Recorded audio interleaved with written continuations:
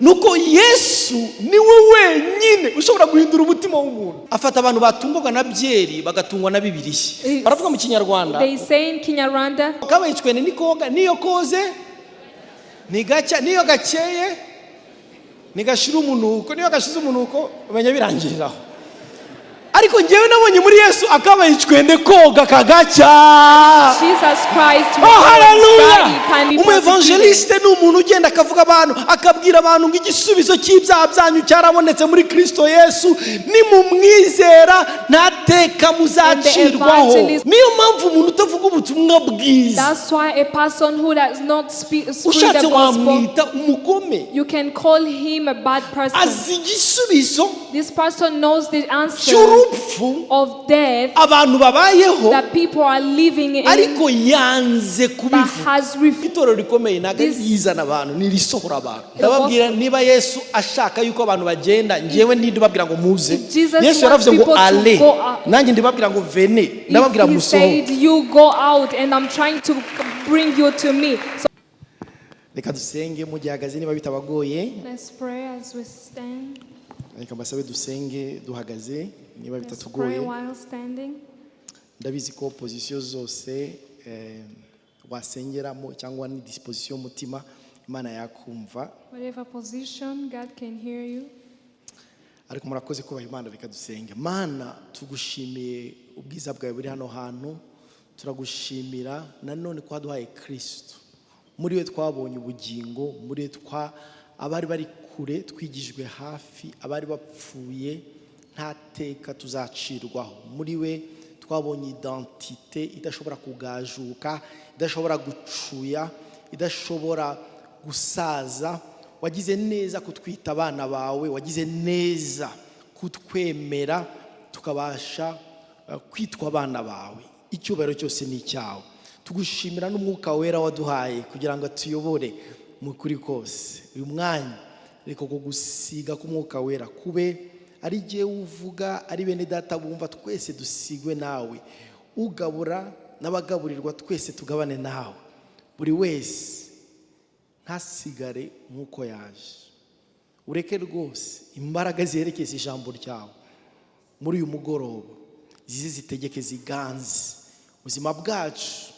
Duhindure niba abantu 120 mu cyumba cyo hejuru barahinduye isi, twe turenze 120 hano n'abandi bose badukurikiye online. Utwuzuza imbaraga z'umwuka wera kugira ngo duhinduke abagabo bo kuguhamya, aho dukorera, aho dutuye, aho twigira. Mwami, kuzagera kumeruka, kuzagera kumera y'isi. Turagushimiye. Icyubahiro no gukomera byose ni ibyawe mu izina rya Kristo Yesu. Amen. Hallelujah. Ndagira ngo niba bitakugoye usuze mugenzi wawe mwegeranye, mubwire ngo wagize neza kuza. Niba utazi izina rye urimubaze. Wagize neza kuza muri aya materaniro. Ushobora no gusuza n'uw'inyuma n'uw'imbere, nta kibazo. Imana ishimwe cyane. Hallelujah. Amen. Imana kuba hano hantu muri uyu mugoroba. I thank God for being here tonight. Nanjye nanezerewe rwose, ndumva nangiye kuzuzwa cyane. And I feel joyful and well filled with the Holy Spirit. And Imana ishimwe cyane. Praise the Lord. Mureke dusome ijambo ry'Imana mu gitabo cy'ibyakozwe n'intumwa. Read in Acts. Ibyakozwe n'umwuka wera akoresheje intumwa. Ubundi iki gitabo niko. The works of the Holy Spirit through the prophets, the disciples. Igice cya mbere ku murongo wa 8 ni texte tuzi turi benshi. It's the verse you all know. Kandi niyo verse y'iki cyumweru. And it's the verse of the whole week. Bibiliya iravuga ngo icyakora muzahabwa imbaraga umwuka wera nagira ate ko mutansubiza bene data. Mwasubiza gasinya pastor, ngiye mwanze kunsubiza. Reka twongere dusomere hamwe niba bitatugoye twese. 1 2 3 ku murongo wa 8. Icyakora muzahabwa imbaraga umwuka wera nabamanukira, kandi muzaba abagabo bo kumpamya i Yerusalemu ni Yudaya yose ni Samaria no kugeza ku mpera y'isi. amen. Reka dusome indi text yanditse mu gitabo Let's cy'Abakorinto ba mbere. read another text that is found in 1 Corinthians Abakorinto ba mbere igice cya gatatu chapter 3, ku murongo wa 9. verse 9. Abakorinto ba mbere igice cya gatatu ku murongo wa 9. 1 Corinthians chapter 3, verse 9. Pawulo aravuga ngo kuko twembi Imana ariyo dukorera, niko Bibiliya ivuga ngo kuko twembi Imana ariyo dukorera, namwe mukaba umurima w'Imana n'inzu yayo. Ku murongo wa 10 akavuga ngo nkuko ubuntu bw'Imana nahawe bungana, nashyizeho urufatiro nk'umwubakisha mukuru w'ubwenge, undi yubakaho, ariko umuntu wese yirinde uko yubakaho. Umva ku murongo wa 11, Verse 11. ngo kuko nta rundi rufatiro umuntu abasha gushyiraho keretse urwashyizweho ari rwo nde? Yesu Kristo. Amen. Amen. Bibiliya iravuga ku murongo wa 11 akangusubiramo kuko nta rundi rufatiro For no other foundation umuntu abasha gushyiraho ngo keretse urwashyizweho ari rwo Yesu Kristo. can anyone lay than that which is laid, which is Jesus Christ. Amina. Amen. Hallelujah. Amen. Najya kutuganira ijambo rivuga ngo ndi umugabo wo guhamya Kristo. I would like us to talk about the word that says, I am Mureke the man to mureke testify. tubyature tubisubiremo ngo ndi umugabo wo guhamya Kristo. Ndi umugabo wo guhamya Kristo.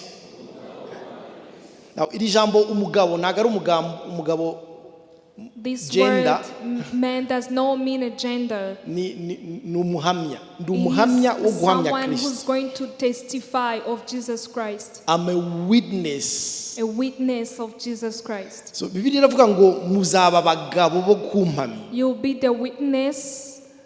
Ngo akavuga aho bazamuhamya hose. And he spoke of all the places that were going Ubundi to iri jambo witness turisomye him. wakumva When ko we ari read ijambo this word, ryiza, ariko abantu baryumvaga muri kiriya gihe but those people who used to hear this word back then, yari shock ikomeye. it was of a big shock. Bari abantu batize, There were people who were not educated. bari abantu benshi akazi bakoraga bari barakoze mbere, benshi byibura nk'abandi Many muri bo of them, their job experience, kari akazi gasuzuguritse, bari abarobyi. they were fishermen. Icya kabiri, leta yari iri icyo gihe The government that was there, yari imaze kwica boss wabo, chef wabo, it had destroyed their commander, imwishe nk'umuteroriste wa mbere muri had icyo gihugu. killed him as a terrorist.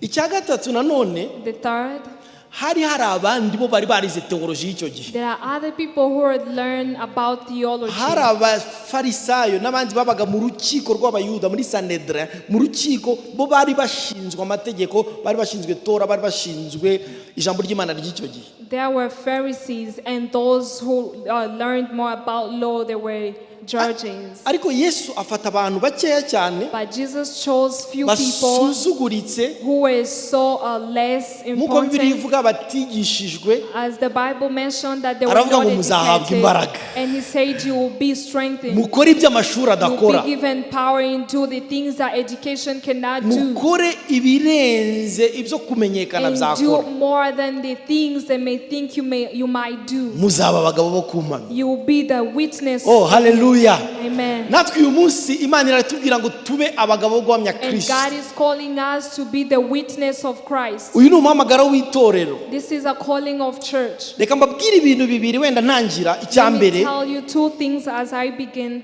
nuko uyu murimo wo guhamya Kristo wegereye umutima w'Imana cyane. Is that this calling of proclaiming and witnessing about Jesus Christ is so much closer to the heart of God. Soul winning cyangwa se gushaka abazimiye To looking for the lost. nibyo byatumye Yesu ava mu ijuru akaza kudupfira ku That's isi. the purpose that called Jesus coming down to earth. Nemera ko Yesu atanga umugisha, atanga urubyaro, I rubaka, agree yarabiduhaye that kandi Imana Jesus ishimwe. blesses, he gives children, and we thank him for that. Ariko hari ibintu byinshi Yesu yashobora kudukorera remotely atarinze aza ku isi. But there are so many other things he could have done remotely without him coming Kandi yari here on yaranabikoze. earth. And he really did it. Ariko kugira ngo twunge n'Imana byasaga ko But azaga. for him to be a mediator of us with God. yarivugiye Yesu muri Luka 19 avuga mission yamuzanye aravuga ngo naje nje gushaka no gukiza icyazimiye. Oh hallelujah. In Luke chapter 19 he says that he came to look and to find.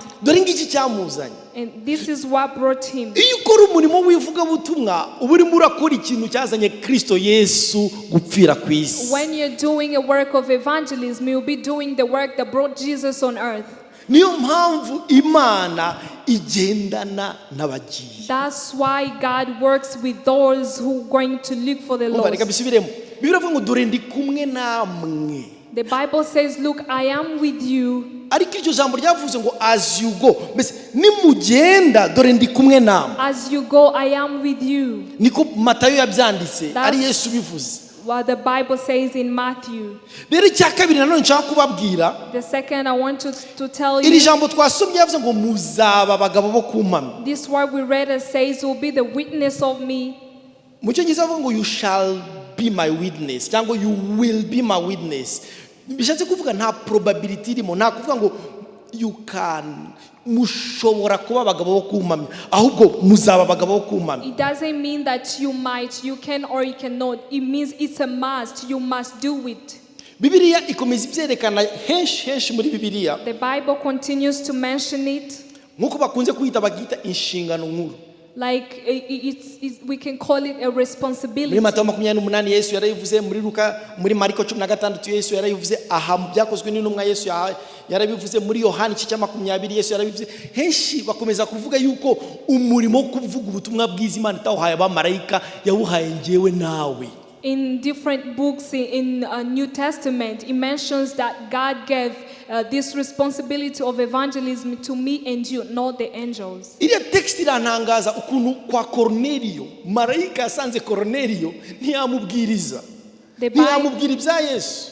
The Bible says how the Spirit of God came close to Cornelius and he couldn't preach to him. ntekereza yuko yashoboraga kubisobanura wenda kurusha Petero, I wondered that he could have done it better than Peter. ariko aramubwira ngo gusenga kwawe kwarumishwe, tuma kure, tuma Yopa, tuma kure ubwire Petero aze akubwire agakiza ukeneye kumva. And the Bible says that the Spirit spoke to Cornelius to go and call upon Peter to come and tell him more about the Bible. Yesu yaravuze ngo Jesus said, ngo kwihana no kubabarirwa ibyaha repenting and being forgiven of your sins bikwiriye kubwirwa amahanga yose, should be spoken to all the world, guhereye i Yerusalemu. starting from abwira Jerusalem. abigishwa be ngo nimwe bagabo bibye. And he said to disciples, you ndagira are ngo the ubwire witness. mugenzi wawe ngo ni wowe mugabo wo guhamya Tell your kwihana no neighbor kubabarirwa. that you will be my witness. bimubwire rwose, ni wowe mugabo, You are my witness. ni wowe mugabo wo guhamya kwihana no kubabarirwa ibyaha. Amen. iyo tutabikoze When we don't do it, haba kategori eshatu z'abantu. there are three types of people. hari ababyumva bakabikora, There are those who are here and do it, hari ababyumva bagafasha ababikora, and there are those who are here and help others to do it, hari n'abatumvira basuzugura and there are itegeko those who ry'Imana. despises what they have been told. bene data Brethren, baravuga ngo itorero ridashaka abazimiye naryo riba ryarazimiye. a church that does not look for the lost is also lost. umukristo udashaka abazimiye, A Christian who does not look for the lost, udatumira abandi mu materaniro, who does not invite others in the service, udahamya ibyo yabonye ibyo yagiriwe, who does not proclaim of what they washyira have come to question mark, know, washyira akabazo you shall put a question mark to that mu busabane bwe na Kristo. in their fellowship with Christ. Now muri uyu mugoroba ndagira ngo ndabaganiriza, ndatekereza ko ari nk'ibintu bitatu gusa impamvu dukeneye guhamya The Kristo. reason we are going to talk about three reasons of why we need to proclaim impamvu Jesus. dukeneye guhamya Kristo. The reasons why we need to proclaim Jesus. ubundi iri jambo evangile, gospel, This word gospel, inkuru nziza good news cyangwa se ubutumwa bwiza, or good news. njye mbikunda cyane aho bavuga inkuru nziza, gospel. I love it when they call it the gospel. ntabwo ari ijambo It's not just a word. ry'idini, ntabwo ari ijambo riri It's religious. not a religious uyu word. munsi bien sûr tubikoresha nk'aho ari ijambo ryo mu itorero, ariko ubundi inkuru nziza ni ijambo abantu bakoreshaga kera. We usually use it as a religious word, but it's a word that used to be used back then. Evangelizomai cyangwa se mu gikigiriki babyita evangelizomai cyangwa se evangelioni ndatekereza ko ari mu cyarameya. Icyo bishatse kuvuga reka nyisobanure. What it means is this. Kera iyo umusirikare yajyaga ku rugamba, When an army will go to a war, to the war, mwibuke Yesu yavutse ku ngoma y'Abaroma.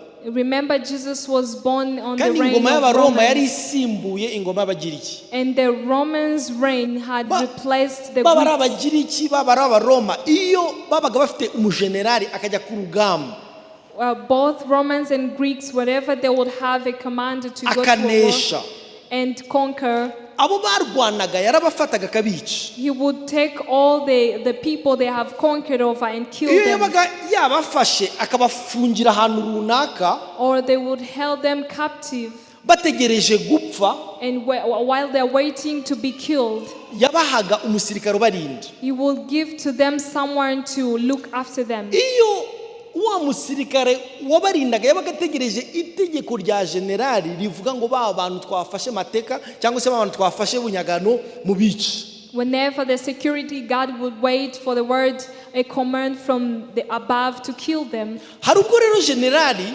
sometimes the general, wanesheje urugamba the one who conquered Watsinze. on the war, yajyaga avuga ngo noneho ba bantu ntibagipfuye. sometimes he will say, we are not going to kill these people. Umuntu yoherezaga kujya kuvuga ayo makuru A messenger he will send to go and give that niwe bitaga news. evangeliste. He is the one they used to call the evangelist. Evangeliste yari umuntu ujyana inkuru nziza. Evangelist is the one who would go to Yari bring good, terme give militaire, good yari news. terme isanzwe ikoreshwa. It was a normal word they would use. Bakabona ifarashi y'umusirikare iturutse They would kure, see a horse being driven by the hanyuma iyo bamubonaga soldier. When they would see him, ababaga bafunzwe babaga bafite ibitekerezo the bibiri. captives will have two thoughts. Akaga katubayeho cyangwa se amahirwe atubayeho. Either we are going to be killed or we are going to be saved. Evangeliste akaza akavuga ngo generale yavuze ngo abari muri Kristo Yesu ntateka bazacirwaho. And the evangelist will come and say, Oh, those who are in hallelujah. Christ are not going to be persecuted. Evangeliste ni umuntu ugenda akavuga abantu akabwira abantu ngo igisubizo cy'ibyaha byanyu cyarabonetse muri Kristo Yesu, nimumwizera ntateka And the muzacirwaho. evangelist will come and speak to the sinners that if you believe in Jesus Christ, you won't be persecuted. Message atwaye niyo bita inkuru nziza, And the message is carrying, which is called the good news. kandi iyi nkuru nziza iboneka muri Kristo Yesu And gusa. this good news is found in Jesus Christ alone. Mumbabarire mbivuge neza, ntabwo Allow inkuru me to say nziza clearly, the good news ntabwo iboneka muri mutagatifu Didier. is not found in the Saint Didier. Kandi koko ni umutagatifu. And truly, I am a saint. Tuzabiganira wenda ikindi We'll gihe. talk about it next time. Ntabwo iboneka muri mutagatifu runaka. It does not be found in Niyo a mpamvu certain Pawulo saint. yabwiye Abakorino That's how Paul wrote to Corinthians. avuga ngo nashyizeho urufatiro Say, nk'umwubatsi "I've mukuru laid a w'ubwenge." foundation. Aravuga ngo nta rundi rufatiro There is umuntu no- ashobora gushyiraho uretse Yesu Kristo. There is no other foundation that can be laid apart from Jesus Yari arimo Christ. aravuga ngo abantu ntibakwiriye kubakira ubuzima bwabo ku He mafaranga, was ku mashuri, ku gukomera, showing people- kuri famiye, ahubwo bubakira ubuzima kuri Kristo Yesu. was Niwe telling wenyine Imana people- yatanze kugira ngo Hallelujah. muri we tubeho. He was telling people, do not lay foundation on family or wealth. Lay it on Jesus Christ. Vuga ngo amen. Amen. Haleluya. Amen. Reka mvuge nka pastor wanyu, semeni amen. Amen. Haleluya. Hallelujah. Umva babwire iyi nkuru Let me tell you this news. yabayeho ahantu muri Amazoni, mu bihugu byo muri Amerika y'Epfo, It happened ahantu mu right ishyamba. in the South America. Hari tribu, hari ubwoko runaka bwabagaho nk'aho mbese butarabona civilisation, ibyo bita civilisation. tribe that lives Buba mu like- ishyamba, butagira imyenda, babaho mu buzima bwa bundi bwa kera There were, mu mashyamba yo muri Amazon. Was a tribe that lived like they were not civilized. Umunsi umwe umumisiyoneri One day, a w'umudokiteri, missionary who was a doctor, umumisiyoneri w'umudokiteri aragenda. a missionary who was a doctor. ajya kubabwiriza ubutumwa He bwiza. went there to preach the gospel. Agezeyo areba ahantu azatangirira kuvuga ubutumwa bwiza. He was looking for a way of how he can start preaching. Biramugora. It was so hard for him. Atangira gufata abana arabiyegereza. He started to bring children closer to himself. Abaha mabombo, atangira kubaha bombo nyinshi. He gave them sweets. Babana batangiye kurya bombo barwara munda, murabyumva namwe umuntu wakuze atarya bombo arwara munda agira ibibazo. Raised not eating candies being given. Dr. aravuga ngo iyi strategy ntagikora. And he said this strategy is not working. Muri icyo gihugu, in that country, habaga umwana w'umwami, there was a prince of the king wategekanaga na se, who was leading with his father. Akiri umwana yari yararwaye mu maso. As he was young, he had isura ye irahindana. His face was spoiled. Isura ye isa nabi. His face was ariko spoiled. ntiwabwira umwana w'umwami ngo uri mubi. But you cannot speak to a son of king that you are ugly. Hanyuma docteur ahageze cyangwa se missionnaire ahageze muri cya gihugu afata babana atangira kubaha miroir indorerwamo. He started giving the mirrors to the children in that country. Nta strategy yo kugira ngo yinjize ubutumwa bwiza. As a strategy to intrude the good gospel in that country. No babana batangira kwireba bwari ubwa mbere birebye mu ndorerwamo. Themselves, and it was the first time. Bakazajya bireba ababonye filime yitwa Les Dieux sont tombés sur la terre cyangwa se sinzi ukuntu bayita mu Kinyarwanda. Ya filime mbese atangira gukora utuntu agaza utuntu tw'utuglimase kubera ko bwari ubwa mbere bibonye mu ndorerwamo. They started doing some cliche things because it was their first time to look at themselves in the mirror. Ya miroir iragenda igera ibwami. That mirror was transmitted up to the son of king.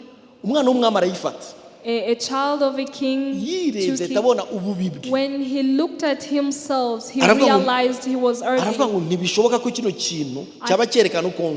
It cannot be possible that this mirror is reflecting who I am. And it was his first time to look at himself. He found out that he was really spoiled. From that day on, he decided to chase away that missionary, and he chased out all the mirrors. But one thing he did not realize, in the bag of that missionary who had sprayed the mirrors, there was even the medication that can heal him of his sickness. But by the time they were chasing the doctor, he had chased away even his medication. When someone refuses to accept Jesus, they are not hurting Jesus alone. He or she is even chasing away the medication that can heal him or her. This is a good news that needs to be spoken to all people. Good news is good when it's spoken out to other people. Icyo gihe ubarinze ashobora kubica. Ubutumwa bwiza gospel ntago ari bibiliya, ntago ari inyuguti, ihinduka evangile iyo twabashije kuyivuga. It becomes a gospel when we are able to speak of it. Niyo mpamvu umuntu utavuga ubutumwa bwiza, that's why a person who does not speak the gospel, you can call him a bad person. This person knows the answer of death that people are living in, but has refused to speak of it. In law, hari icyaha bita kiba mu bihugu byose, non assistance à la personne en danger. Icyo cyaha kiba mu bihugu byose. This sin is in all nations. Uciye uri nk'umumetre nageur uzi koga, uri umuntu woga muri piscine. Urimo munangurikira neza? Uzi koga muri piscine. If you're good at swimming, ugaca kuri piscine umuntu ari kurohama, and you find someone drowning, warazikavuga ngo wangali reba bari abantu batazi koga, reba ukuntu bagenda. polisi ije yagukurikirana ikagufunga kandi avec raison kubera iki ntiwatabaye uri mu kaga. If you pass by someone drowning and you don't help them to rescue them, they can even put you in jail.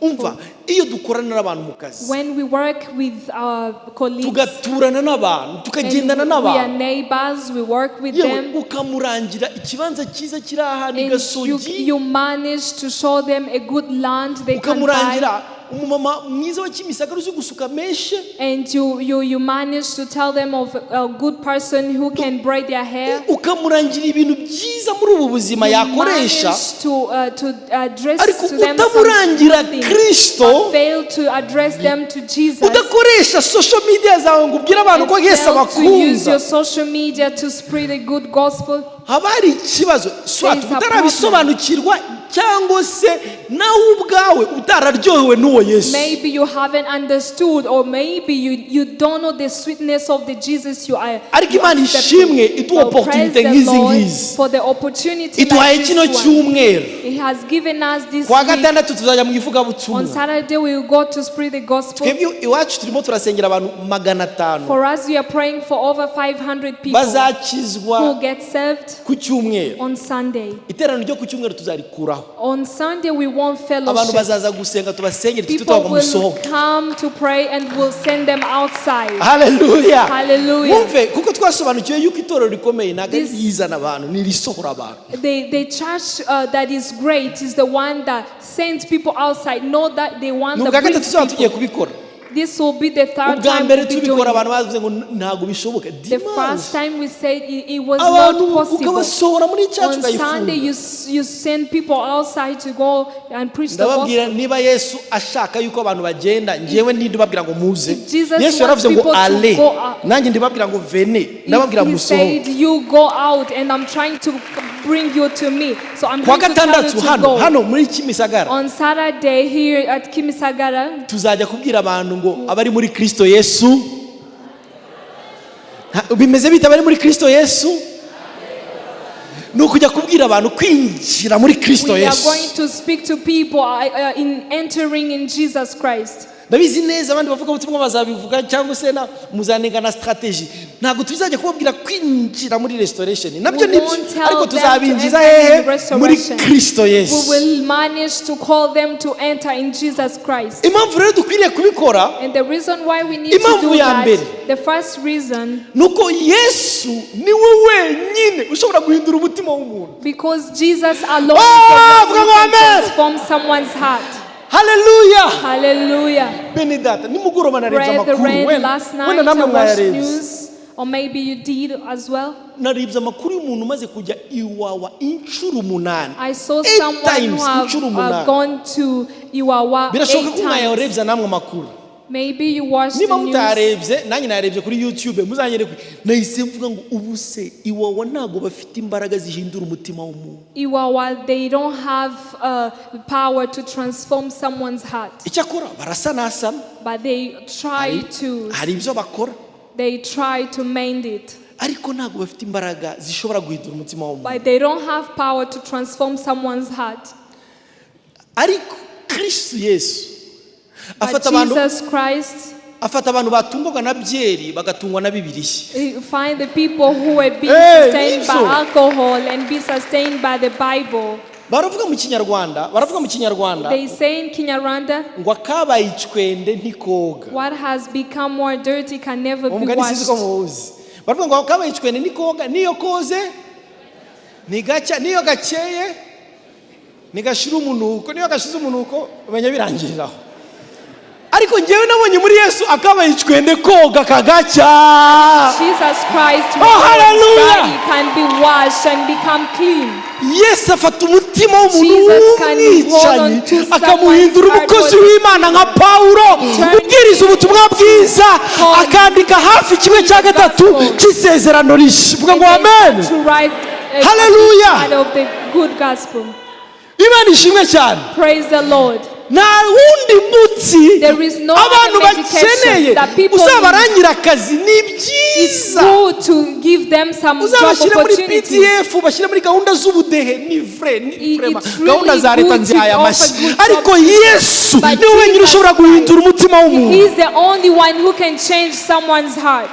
yesu niwe ushobora guhindura umutima w'umuntu Jesus is the one who can transform someone's heart. umugabo wanditse ya ndirimbo dukunda kuririmba ngo amazing grace A man who wrote this song called Amazing Grace. murayizi amazing grace how sweet that sound umuntu wanditse iriya ndirimbo yitwa A John man who Newton sang this song is called John. John Newton yacuruzaga aba esclave yacuruzaga abacakara John used to sell the slaves akabakura muri Afurika akabajyana and i he would Burayi transmit Ubwato them, bwagira transfer them hagati. from Africa to America. hazamo imiraba mu bwato And whenever will come the wind, agakata igice kimwe akavuga ngo mwebwe mwicaye hariya mujye mu nyanja he would call upon certain people and yishe abantu put them benshi in, send them in the yari yarishe ocean. abantu benshi ku buryo yavuga ngo He ntabwo killed so many.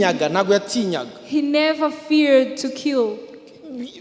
byari nk'ibintu It bisa nko was so gukubita umuntu obvious for him to kill people. ariko umunsi yahuye na yesu But the day he met with yaravuze Jesus, ngo he said, I met the grace that taught my "Nahuye heart to n'ubuntu fear bwigishije umutima wanjye gutinya." haleluya Hallelujah. ngo bwatumye umutima wanjye It caused ukanguka my heart to be umutima we awakened. urahinduka ahinduka umukozi His w'imana heart was changed. now mureke mbabwire iyi témoignage Let me tell you this testimony. ndashaka kubabwira amatémoignage menshi ariko nanone ndashaka kubahiriza igihe But Bwana I'd Yesu like to asifiwe also sana obey time.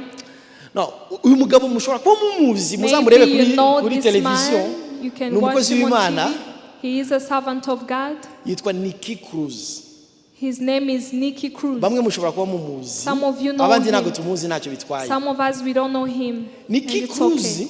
Nicky Cruz, yavutse se ari umuntu w'umusinzi he was born when his father was a drunkard. se yari umu alcoholique cyane His w'umusinzi father was a drunkard. nyina yari umupfumu And his mother was Now- a witch doctor. mumbabarire munyumvire urwo rugo Now imagine that kind of home.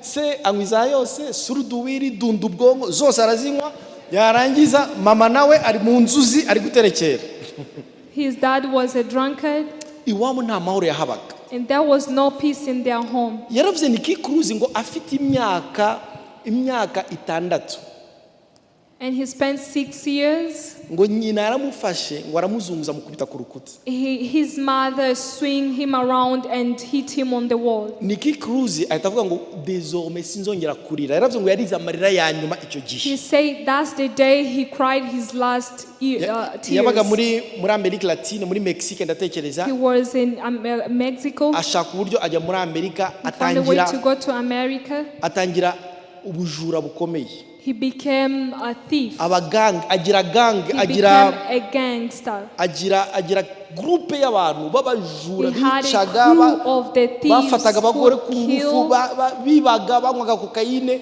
ku buryo They polisi would nayo rape. yabatinyaga Even the policemen were afraid of him. hanyuma umunsi umwe One day, Imana ibwira pasiteri God spoke to a Umupasiteri certain witwa pastor David Wilkerson called David. David Wilkerson abantu bamwe bashobora kuba bamuzi yanditse igitabo cyitwa The Prayer of Jabez cyangwa se isengesho rya Yabez David Wilkerson umupasiteri Imana iramubwira ngo najye kubwiriza Nicky Cruz And the God spoke to this David and said to him, go and preach to Nicky Cruz. abwira Imana ngo Mana umenya wibeshye Say, maybe you're wrong. umuntu polisi itinya The ifite person imbunda who's njyewe ndajyana iki afraid of the police is afraid of how can I go Imana there? iramubwira ati basi mishurira Nicky Cruz at arasenga least- David Wilkerson arasenga mishurira mbwira ubuzima bwe mishura ibintu bikomeye ngende And mbimubwira he ahita yemera asked God to reveal to him some of his ngo Imana personal iramubwira life Imana so that iramubwira he can. ngo nagenda abwire Nicky Cruz ngo amagambo 3 And God spoke to him, go and speak to Nicky Cruz of these 3 words. ngo amubwire Jesus loves you Yesu aragukunda Just say to him, Jesus loves you. ibyo gusa ibyo sinabizi Only those simple words. ariko And he was arumvira aware. He aragenda obeyed and went there. yinjira mu gakundi kabo He entered in his crew. baramubwira ngo murashaka ndi aravuga ngo ndashaka Nicky They Cruz asked of him who he was looking for. He said afite Nicky Bibiliya Cruz. he had a Bible. baramureba bagira ngo wenda yashyizemo za cocaine naki muri Bibiliya. They thought maybe he had cocaine in the Bible. He approached Nicky Cruz aramubwira ngo Jesus loves you. And said, Jesus loves you. ngo mwanya ngo Nicky Cruz yamukubise urushyi rwiza. At that time he slapped him. ngo amaraso ahita ava mu mazuru. And he bled from his nose. ahita asubira mu cyumba cy'amasengesho Imana He went back to the room of prayers and said, didn't I tell you? God said, go back Jesus loves you. And say to him, Jesus loves you. Gospel. Good Paulo yaravuze ngo nimbaraga zihesha uwizera wese gukizwa. Oh, hallelujah. Every believer to be the gospel is power. ubutumwa bwiza ni imbaraga. Paulo yaravuze ngo igihe nazaga iwanyu abwira abakorino ngo ntago nazanye vocabulary ndende amagambo y'ubwenge. I did not bring good vocabulary. kugira ngo kwizera kwanyu. Hallelujah. Faith. Bwana Yesu asifiwe sana. Praise the Lord. Arukuno gusemura biri ko ngora ariko nta kibazo nibyo. No umva yaravuze ngo igihe nazaga iwanyu gusinazanya amagambo y'ubwenge. I did not bring the wise words so that your faith will not base kuri philosophy z'abagiriki, philosophy of the Greeks, ku magambo y'ubwenge bw'abantu, on the wise words of people. Abakorino barabagiriki, the Corinthians bari bazi za teori za Aristote na za Socrate na za theoreme. Bari bazi amateori y'abafilosofe b'abagiriki. They know so many theories of the Greeks. Ako Paulo aravuga ngo naje mvuga Kristo, kandi Kristo wabambwe. Hallelujah. Speak of Jesus Christ who was crucified. David urikose ngo asubirayo. He went back. Ngorongera abwira Nicky Cruz amagambo ngo Jesus loves you. Cruz the same words that Jesus loves you. Mwanya niyamukubise. He did not slap him. Ngo ninongera kubona ndakwica. He said, if I see you back here, I will kill you. Just go. Ngo ku cyumweru ahagaze imbere. On Sunday as he was standing on the pulpit, arimo arigisha, as he was preaching, ahagaze imbere, he was standing in front. Bande y'abantu nka 30 baraje. He saw a crew of like 30 people came. And they had a knife. They had vest in and knives.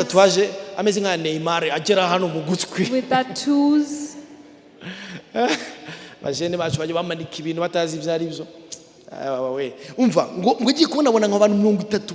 He saw a crew of 30 people approaching the church. With shorts, with protokora babonye ahita yigirayo wabatse. Asher saw them extended aside. Ngo ari kuwundi muntu umwe ngo nanone umu elder muri church arabafata bicaza imbere. One of the elder from the church approached them and brought them in front. Pastor akomeza arabwiriza. And pastor continued to abwiriza message yararimo arabwiriza isaha. He spoke of a message. Wagiye kureba ku matama ya Nicky Cruz ngo asanga amarira arimo aramanuka. When he saw Nicky Cruz, ijambo ryamwinjiye. Uyu munsi tuvugana Nicky Cruz ni umukozi w'Imana ugenda ubwiriza ubutumwa bwiza. Ubutumwa bwiza bufite imbaraga. Spreading the gospel. Ubutumwa bwiza bufite imbaraga. A good gospel that has the power. Muriza umuntu utari wararize kuva afite imyaka 6. Someone who had never cried since he was 6 years old. Oh, hallelujah. Hallelujah. Nago imbaraga z'ubutumwa bwiza ari uguterura cyangwa se amashuri menshi. Bibiliya yavuga ngo muzahabwa imbaraga. Hamagara umwuka wera uzavuga amagambo yoroheje hanyuma abantu bazakizwa. Avuga ngo amen. Amen. Hallelujah. Soft words. Icyambere dukwiriye kumvuga ubutumwa bwiza nuko nibwo bwonyine bushobora guhindura umutima w'umuntu. The gospel is the only power to change people's hearts. Abanyedini, the religious people, urabahindura. It changes abasore them. biyemera babasongarere, the men who boast urabahindura. can change them. Umuntu wambwirije kandi yari muri Someone restoration. who preached to me, he was from Restoration Church. Nzabazanira ituro ry'ishimwe. I will bring a thanksgiving. Reka tuyakome nta kibazo rwose. Umwana w'umukobwa mutoyi, A young lady yarantumiraga ku nkuru nziza. would invite me at Niyemera. and I was so segonderi boastful. mfite akazi. I had a job. Address yanjye ari Cadillac. And my address was at Cadillac Club. Akajya numira ku nkuru nziza nkamubwira ngo sidabura amafaranga yo kurya. niko twabyitaga icyo gihe kera muri 1998 In 1998, gusidabura amafaranga yo kurya she will say, I don't have money to eat. akantumira She would invite me. nagendanaga igitabo cyo gusoma SAS ababisomye I had a book to read all the time. mfite cassette ya VHS cassette za video icyo gihe nago hanyuma na SAS Jado arantumira niko yitwaga mushobora kuba mumuzi bamwe She invited me. ndanga I refused several times, nijwi rituje and she was very calm. ndumwibone I was so boastful. nashoboraga kujya muri restaurant I would go to the restaurant, nasohokanye inkumi and when I've taken out a tuvuye muri lady on a disco date, mess tuvuye ahantu muri za messe za nimugoroba tugasohokana inkumi narangiza bakambaza ngo urangwa iki nkavuga ngo café noir sans sucre kandi bishe gute kugira ngo niyemere gusa I would say that I want black coffee without sugar, and it was really bad just to boast around. umva ibyo bintu by'ibihome nta logique zashobora kubikubita hasi These kind of walls in my head, no one could have broke them. nawe akantumira icyo yakoraga gusa kuntumira gusa She would only invite me. nta mbaraga No fight. umunsi umwe arambwira ngo ariko hari ahantu ngo ntago ari mu nkuru nziza ngo ni muri full gospel nguze tujyaneyo And one day she invited me somewhere else, the place which was not at ubundi Imurunziza. gukizwa pastor ubundi gukizwa ni igikorwa umuntu akora kubera kwizera Is an action someone wizera does Kristo by faith. You believe Jesus ukabarwaho Christ, gukiranuka and you ariko are njyewe Yesu counted as yinjira the righteous. naramwumvishe yinjira But when Jesus Christ came to ntabwo me, byari I felt ntabwo it. byari ukwizera gusa It was not just faith. naramwumvishe I yinjira felt him nageze muri full entering in gospel me. bahamagaye bihana They called people to naje come and niruka repent. ndumwe I came running, I myself, ubuzima bwanjye uwo mwanya and my burahinduka life was changed immediately. kuva icyo gihe hashize imyaka From then till 24 now, 20 sindicuza haleluya I've never been ashamed. sindicuza nukuri nshobora kwicuza iki Truly. nshobora kwicuza ishati nambaye nshobora kwicuza I can regret of a shirt I inzu wore, ntuyemo ariko a house I not live in. a single day nta munsi n'umwe Not nari even a nicuza single day ko nahaye ubuzima bwanjye regretted Kristo to have given my life to Jesus Christ. ubutumwa bwiza ni imbaraga zihindura Good umutima gospel is the power that changes a heart. na mureke kuganira ibintu bya Israel bimwe Stop tutazi talking about tukaganira Israel, ibintu the things we don't know Putine, about, Putin, abagabo cyane cyane tugira inkuru mostly as men. Manchester We Arsenal talk about Manchester, tukaganira Arsenal, M23 we talk about M23, Putine about Zlofanic Putin. ntushyiremo na Yesu waguhinduye umutima vraiment add even Jesus who can nukuri change mureke someone's heart. twige kubwiriza Yesu uhindura imitima y'abantu Jesus Christ, oh haleluya people's hearts. Yesu Jesus Christ, Yesu Jesus Christ Yesu ahindura umutima can change a heart. Yesu ariza abagabo Jesus can make men cry. Yesu akubitwa hasi ubwibone Jesus put bw'abanyamadini down all the boast of those religious ashobora people. kuba ari kunyumva wenda Maybe he's listening to me now. murumuna wanjye yaragiye muri grand seminary My agiye kuba brother went padiri to a seminary. ninjira arboretum nanjye njya guhamagara iyo mwijoro kwa semana yanjye I- nanenewe kumuhindura I- yiga muri seminari ubu nzamuhindura yabaye noneho padiri How hanyuma I iyo be mwijuru able to iramufata uyu mwanya ni umurokore Yesu ahindura umutima Hallelujah. Jesus changed Yesu hearts. Kristo Jesus Christ ahindura imitima y'abantu can change hearts Now, of people. itorero ry'Imana icya kabiri n'icya Brethren, gatatu simbivuze I nzabivuga won't talk about the second and third. impamvu dukwiriye kuvuga ubutumwa The bwiza reason why we have to speak cyokora mu of minota the good itatu gusa gospel. wenda ndangirize ku cya kabiri On the iyi ni mpamvu dukeneye discriminants, kuvuga ubutumwa bwiza when we preach the good gospel, ni uko muri Kristo is that in Jesus Christ, muri Kristo wenyine in Jesus alone, niho hari ibyiringiro that's by'iteka where there ryose is hope of eternity. no tuvugishe ukuri Let's talk. ndagira ngo umbwirire mugenzi wawe Tell your neighbor, ngo sinshinyagura ariko uzapfa I'm not cursing, but truly you will die. njyewe none se hari umunsi nzapfa There is a day I will die. one day will come One day the day will come. When I go before you, know that I've gone to heaven. It's not by power or mighty. Oh,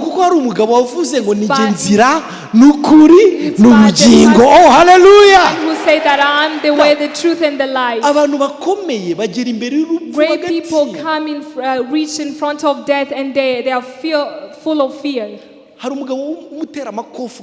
There is a man who was a boxer. His name was Muhammad Ali. He was a boxer and he would punch someone and death conquered over him. Many prophets were conquered. Jeremiah, Isaiah, Daniel. Death conquered over them and they saluted. The only eternal hope in only one Jesus Christ. And that is why, let me tell you, give you an announcement. If you are saved and you're going to heaven, okay, let me repeat it. If you are saved and you are not yet in heaven, you only have one mission. Tell people about Jesus Christ. Use the money that Jesus gave to you and spread it. Use your talent to spread Jesus. Use your time and let Jesus be known. You have the principal mission, which is Jesus to be known among all nations. Of now and the future one. Oh, hallelujah. Hallelujah. Let me give you an example of one Christian who died. Pastor nashoje vraiment hari abantu baba bari ku masaha murabona ko nafashe Bibiliya namanutse sibyo namanutse. Hallelujah. Bajya bavuga ngo bavuga butumwa basoza gatatu. Ngiye vraiment ndashodo na iskariye yindi nayimanutse. I'm coming to an end. Hari sister mwene data umwe. He is a brethren. Muri genocide waba barabatuye hano in genocide. Barabatuye Nyamirambo. They lived around here in Nyamirambo. Hanyuma interahamwe ziza kubica. And the killers came to kill him. And soldiers. Barasinzu yabo bayirashe burende inzu irazamuka. They demolished the whole house. Hanyuma barabarasa kwera harimo abantu benshi mu nzu iwabo barabarasa interahamwe zirinjira zirabatema. Hanyuma amaraso ya mama we and the blood of his mother aramutarukira umubiri wose aramutarukira and spread on all of his nawe body. aryamaho ngaho and he scattered around. Atapfuye ariko yuzuye amaraso. He was not dead but he was full of the blood. Nyuma bagiye arakamuka. The interahamwe left, she woke up. Asanga ari mu mirambo ariko yari muzima. She found herself among the dead people but she was alive. Mu buryo bw'igitangaza arakambakamba. Miraculously she nyuma ya genocide ararokoka. And after that she became alive. Nyuma ya genocide yararokotse. Yarafite témoignage ivuga ngo buri gihe iyo mwahuraga yaravuga ngo narokowe n'amaraso ya mama. I was saved by the blood of my mother. Buri gihe niko yavugaga. All the time that's what she said. N'amaraso ya mama. I was saved by the blood of my mother. Yaranarukiye. The blood of my mother spread on urupfu nirwangeraho. And death did not come to me. Abatarukiwe n'amaraso ya Yesu Kristo. For those who have been abatarukiwe n'amaraso ya Kristo Yesu. Uwite kumucamanza ambonye amaraso nanciru rubanza rubi anyitukiranuka niyo mpamvu dukeneye kuvuga ubutumwa That's why we bwiza. need to speak the gospel. Ababonye abatarikiwe n'amaraso ya Yesu For those Kristo, who have been spread on with the blood of atwita Jesus Christ, abakiranutsi. He calls us righteous. urupfu ntiruzatugeraho. Death will not come Niyo mpamvu close. dukeneye kubwira abantu, That's why we need to speak to ntabwo ari muri people. Buddha, It's not in ntabwo ari Buddha. muri It's Confucius, not in Confucius. ntabwo ari muri siyanse It's not in zindi, science. ni muri Kristo wenyine. Jesus Christ Izina alone. ryaho abantu munsi y'ijuru ryo gukirizwamo. The heavens. Reka tumukomere amashyi Yesu. Hallelujah. Amen. Amen. Imana ibahe umugisha kandi Imana ibagirire neza. Tubwiriza ubutumwa bwiza bwa Kristo Yesu. Amen. The good gospel of Jesus Christ. Amen.